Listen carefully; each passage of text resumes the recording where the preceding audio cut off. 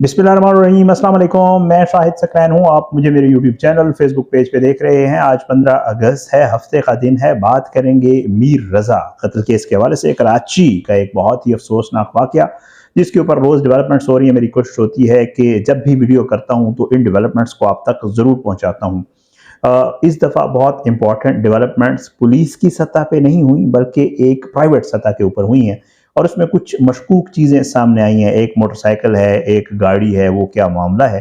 और ये मोटरसाइकिल और गाड़ी वहीं पे ही जहाँ मीर रज़ा के साथ ये वक़ूआ हुआ, उसके आस-पास जो है ये सामने आई हैं। ये क्या मामला है? इसके ऊपर आगे चल के बात करते हैं। लेकिन आज एक और इम्पॉर्टेंट डेवलपमेंट हुई और वो थी जो मीर रज़ा के बिज़नेस पार्टनर हैं, उनकी जो दरख्वास्त कबल गिरफ्तारी जो दरख्वास्त ज़मानत है, उसके ऊपर उस समात में भी बहुत कुछ हुआ। उस समात में आज क्या सूरत हाल हुई, जिब्रान नासिर ने क्या कहा, उनके वालिद ने क्या कहा, डीएसपी ने क्या कहा, वहाँ पे क्या इनकार, मतलब बहुत सारी ऐसी चीज़ें हैं जो आज की इस वीडियो में आपके साथ शेयर करेंगे। सो मेरे ख्याल से आपके साथ जो है वो स्टार्ट करते हैं। एक तो सबसे पहले तफ्तीशी ज़राए ये बता रहे हैं कि मोबाइल फ़ोन और स्मार्ट वॉच जो है मीर रज़ा की, वो अब बाकायदा तौर पे जो है वो लाहौर भेजी जाएगी, जो पिछली वीडियो में आपको बता चुका हूँ, क्योंकि अहले खाना जो है वो NCCIA से जो है फोरेंसिक कराने पर तफाज़ात का इजहार कर रहे थे। ज़राए कहते हैं कि जो है ये मामला अब जो तफ्तीशी कमेटी है उसने national cyber crime investigation agency से मीर रज़ा का फ़ोन और स्मार्ट वॉच अब बाकायदा वापस ले ली है। सो डेवलपमेंट है, आपके साथ शेयर करनी थी। अच्छा, उसके अलावा ज़रा ये बता रहे हैं कि जो जाए वक़ूआ है उससे मज़ीद कुछ शवाहिद भी मिले हैं। कराची की अदालत में जो है वो उनके जो बिजनेस पार्टनर है उनकी अबूरी जमानत की जो है वो दरख्वास्त थी जो कि मंजूर हो गई। मीर रज़ा के जो बिजनेस पार्टनर मोहम्मद अहमद हैं, उन्होंने गिरफ्तारी के खदशे से पेश नज़र जो है एडिशनल डिस्ट्रिक्ट एंड सेशन जज की अदालत में जो है दरख्वास्त दायर की थी। और पहले भी इसकी एक समाअत हो चुकी है और उसमें अदालत को बताया गया था कि जो मोहम्मद अहमद हैं, इनको जो है वो पुलिस हरासमेंट कर रही है, उनको हिरासा कर रही है, इसलिए उनको खदशा है कि उनकी गिरफ्तारी हो जाएगी तो उनको जमानत दी जाए। हुआ था, फिर आज उसकी एक बार दोबारा समाअत हुई। अब जो है जो समाअत थी उसके हवाले से ये बताया जा रहा है कि जी उसके वकील ने ये मौक़िफ़ अख्तियार किया कि मेरे मुवक्किल को रात को बुलाया जाता है, थाने में लंबे टाइम के लिए बिठाया जाता है, जा वक़ूआ फिर रात को बुलाया जाता है, पूछ-कुछ की जाती है, तो इसकी ज़मानत में तोसी कर दें। उनका कहना था कि साबका तफ्तीशी अफसर ने जो है वो मेरे मुवक्किल को हिरासा किया था और अगर पुलिस किसी के घर आएगी तो उसके लिए तो परेशानी का बायस है, ये उनके वकील का कहना था। उन्होंने कहा कि हम पुलिस के साथ मुकम्मल ताउन कर रहे हैं और मुवक्किल को बेजा गिरफ्तारी का खदशा है। अच्छा, समाअत के दौरान अदालत ने इस्तफ़सार किया कि आपको किसने हिरासा किया और साथ ही मुल्ज़िम के वकील से सवाल किया कि अगर आप मुल्ज़िम नहीं हैं तो फिर ज़मानत क्यों हासिल कर रहे हैं? ज़ाहिर है मुल्ज़िम ज़मानत हासिल करता है, आप तो दोस्त हैं, आप तो तफ्तीश में आए, बातचीत करें इसके ऊपर।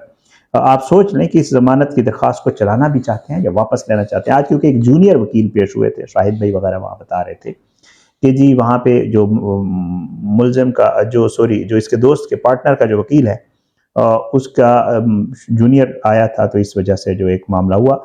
जुडिशल मजिस्ट्रेट शर्की ने तफ्तीशी अफसर DSP जो है वो भी वहाँ पे पेश हुआ। बहरहाल जो जिब्रान नासिर हैं उन्होंने अदालत के सामने वजाहत की और उन्होंने कहा कि पुलिस ने किसी को हिरासा नहीं किया भाई, बल्कि महज तफ्तीश के लिए बुलाया था। अब तक 35 गवाहान को बुलाया जा चुका है जिससे तफ्तीश में घंटों का वक्त लगा। उन्होंने कहा कि मेरे मुवक्किल का कत्ल हुआ और आज उनके बिजनेस पार्टनर को जमानत दी गई, लगता है इस केस से जुड़े बाकी लोग भी जमानतें ले लेंगे। अदालत ने मुल्ज़िम को हिदायत की कि अहमद, आप जमानत पर हों या ना हो, आप तफ्तीश ज्वाइन करने के पाबंद हैं और जब तक तफ्तीश होती रहेगी आप शहर से बाहर नहीं जाएंगे और यहीं रहेंगे। इस पर मुल्ज़िम अहमद ने अदालत में बताया कि जब भी पुलिस बुलाती है मैं थाने जाता हूँ। जो है ये जो सिटी कोर्ट में समाअत हुई है इसकी जो मज़ीद समाअत है अब 24 अगस्त तक मुलतवी कर दी गई है और फ़रीक़ैन को हिदायत की गई कि वो आइंदा समाअत पर फैसला करें कि ज़मानत की दरख्वास्त वापस लेंगे या उसे आगे चलाएंगे।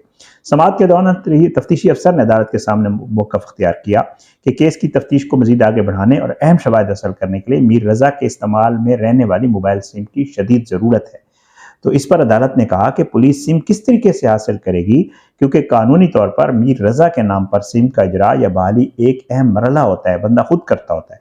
अदालत का सवाल का जवाब देते हुए तफ्तीशी अफसर ने बताया कि वो मीर रज़ा की वालिदा के बायोमेट्रिक की तस्दीक और उनके कौमी शनाख्त कार्ड की मदद से जो है वो सिम हासिल करने की कोशिश करेंगे ताकि जो मोबाइल डेटा है उसको जो है वो हासिल करके मज़ीद जो है इसके ऊपर काम किया जा सके। जनाब उसके बाद जो है हासिल करके इसकी मोबाइल डेटा और राब्तों की तफसीलात को मुकम्मल जो है वो हासिल किया जा सके। तफ्तीशी अफसर ने अदालत से इस्तदा की कि मेडिकल रिपोर्ट और तफ्तीशी रिपोर्ट की तैयारी के लिए पुलिस को मजीद वक्त दिया जाए और मोहलत फराहम की जाए ताकि वो तमाम तर ज़रूरी कार्रवाई और दस्तावेजात मुकम्मल करके आइंदा समात पर जामे रिपोर्ट अदालत के सामने पेश कर सकें। जुडिशल मजिस्ट्रेट शर्की ने तफ्तीशी अफसर DSP की इस्तदाद को मंजूर किया और पुलिस को रिपोर्ट तैयार करने के लिए वक्त दे दिया और केस की समात जो है वो 24 अगस्त तक जो है वो मुलतवी कर दी है।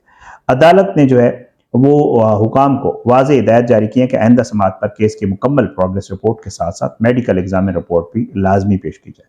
समात के बाद सिटी कोर्ट में मीडिया से गुफ्तगू करते हुए जिब्रान नासिर साहब ने बताया कि रजा जिन जिन लोगों से मिला था उन तमाम की मालूमात और तफसीलात पुलिस को फराहम कर दी गई। उन्होंने कहा कि पुलिस इन तमाम अफराद से पूछ पूछ कर रही है और हम चाहते हैं कि इस केस की शफाफ तहकीकात हों।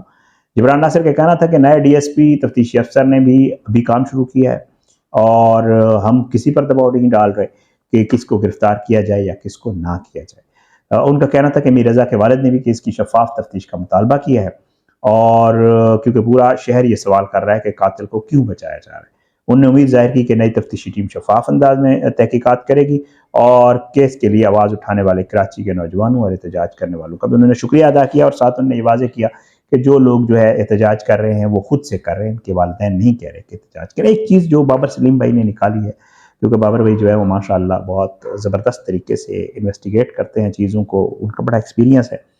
बड़ी ज़बरदस्त चीज़ एक सामने वो ले आए हैं, आप भी उनके वीडियो देखिएगा। और ये तफ्तीश पे सवाल खड़े हो गए, पहले भी बहुत सारे सवाल आते हैं, कुछ मजीद खड़े हो गए और लगता यही है कि ज़ाहिरी बात है उस तरह जो पुरानी तफ्तीशी टीम थी उसने उस तरह तफ्तीश नहीं की जिससे ये जो है शवाहिद भी ज़ाय हुए हैं और जो एक केस सॉल्व हो सकता था। एक तो बड़ा जो मामला है वो जियो फेंसिंग का है, हम बार बार कह रहे हैं जियो फेंसिंग नहीं की गई, कोई पता नहीं है वहाँ पर उस वक्त कौन कौन मौजूद था। ये बहुत, हम तो अक्सर ये केसेस कवर कर रहे होते हैं तो ये बहुत इंपॉर्टेंट जो है वो ये होता है यह चीज़ कि जियो फेंसिंग ज़रूर करनी चाहिए।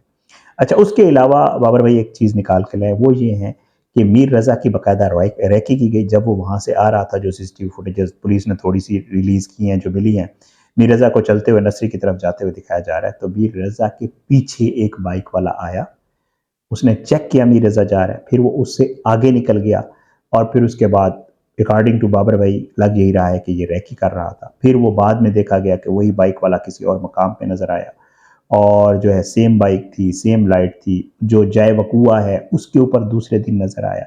रात को दाएं बाएं दोनों तरफ उस बाइक वाले ने चेक किया। ये बाइक वाला कौन है, ये पुलिस को ज़रूर चेक करना चाहिए। बहुत ज़बरदस्त पॉइंट जो है बाबर भाई ने उठाया। एक और वाइट कलर की छोटी गाड़ी आल्टो लग रही है, वैसे ये कल्टस है, वो भी उन्होंने CCTV फुटेज हासिल, ये प्राइवेटली उन्होंने हासिल की हैं, खुद अपनी मेहनत की है और उसमें वाज़े तौर पे नज़र आ रहा है कि एक गाड़ी है जो मीर रज़ा जब गया तो उसके बाद वो गाड़ी वहाँ तक नहीं गई, लेकिन उससे पीछे मकाम तक गई और फिर उसके बाद वहाँ से वापस आती हुई नज़र आ रही है। तो बाबर भाई के मुताबिक लग यही रहा है कि शायद ये उसको पिक करके जा रही है, उसको उठा के जा रही है, वटेवर जो भी है। और जिस दिन लाश मिली उससे पहले भी जो एक रैकी की एक निशानदेही की गई उनकी तरफ से कि वहाँ भी देखा गया कि दाएं बाएं तो कोई नहीं है, कोई पुलिस कुछ है तो नहीं। तो ये जो मशकूक एक गाड़ी और एक मोटरसाइकिल है, अगर इनको पुलिस ट्रेस करे, चेक करे, क्योंकि जो CCTV फुटेजेस हैं उनमें वाज़े तौर पे ना फेस नज़र आ रहा है बाइक वाले का, ना बाइक का कोई नंबर नज़र आ रहा है। बहुत आम सी CCTV फुटेज है, उसमें उतनी रेजोल्यूशन नहीं होती कि उसको जूम इन किया जाए और पता चल जा सके। और दूसरा वो वाइट गाड़ी जो आई है पीछे, वो भी एक बहुत ही अच्छा जो है वो सबूत हो सकती है इस सारे केस को सॉल्व करने में। और बाबर भाई के मुताबिक लग यही रहा है कि बहुत ही एक छोटा सा एरिया, 1-1.5 किलोमीटर का जो रेडियस है उसके अंदर ये सब वकूआ हुआ है और फिर उसके बाद मीर रज़ा को जो है बाद में वहाँ पे फेंका गया है या ला के जो भी किया गया है, ये सारी सूरत हाल सामने आई है। बहरहाल ये केस चल रहा है, बहुत सारी चीज़ें इसमें खुल के सामने आ रही हैं। पुलिस ने जो पहली टीम थी उन्होंने इन्वेस्टिगेट नहीं किया, दूसरी जो टीम है वालिदैन उसके ऊपर मुकम्मल एतमाद का इजहार कर रहे हैं, कह रहे हैं कि लग ये रहा है कि इंशाल्लाह ये टीम इसको प्रॉपर इन्वेस्टिगेट करेगी और चीज़ के नताइज निकालेगी। अब यही है, इंशाल्लाह इस हवाले से मज़ीद भी जो चीज़ें सामने आएंगे वो हम आपके साथ ज़रूर शेयर करेंगे। अपनी दुआ में याद रखा करें। अल्लाह हम सबको अपनी ज़ुबान में रखे, अल्लाह हम सब पे अपना रहम करम करे। इजाज़त दें, अगली वीडियो में मुलाकात ज़रूर होगी। कोशिश ये होती है कि इस केस की जो डेवलपमेंट्स आ रही होती हैं आपके साथ ज़रूर शेयर करते हैं। आज सिटी कोर्ट में समात भी थी और बाकी चीज़ें भी थी, मैंने कहा आपके साथ शेयर कर दूँ। अपनी दुआ में याद रखिएगा, इंशाल्लाह अगली वीडियो में मुलाकात होगी। इजाज़त दें, पाकिस्तान जिंदाबाद, अल्लाह हाफ़िज़।